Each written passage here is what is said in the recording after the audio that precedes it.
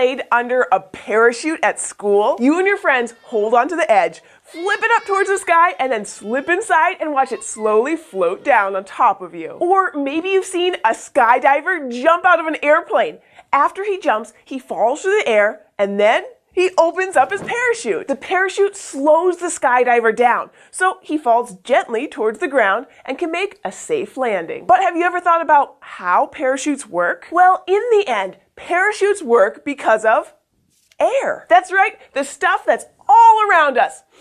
We're breathing it right now. And air, like everything else you can feel or that takes up space, is made of matter. That's what scientists call just stuff. Everything is made of matter. The parachute, the air, the ocean, you, me, everything. And since air is made up of matter, when you walk through the air, you're actually pushing matter out of the way with every move you make. But here's the thing. That matter is pushing back on you, too. You probably don't feel it when you're just walking around, but when you start running, you might feel it a little bit. And when you start to go even faster, like when you're speeding around on your bike, whoa, that feeling is the air pushing against you. And this force has a name. It's called drag. Drag is the force of the air pushing back on you, or on anything when it moves. And the faster something is moving, the more drag it feels. So you don't really feel the force of the air as you walk around. But have you ever held your hand outside the window of a moving car? That's some serious drag. You can feel the air pushing against your hand,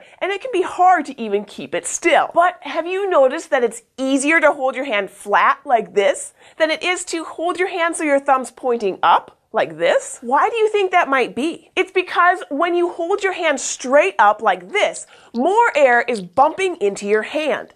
That means more drag. But when you put your hand flat like this, only a small part of your hand is pushing the air out of the way. There's less of your hand for the air to run up against, which means less drag. So your hand can glide through the air more smoothly. So what if you're a skydiver and you're jumping out of an airplane?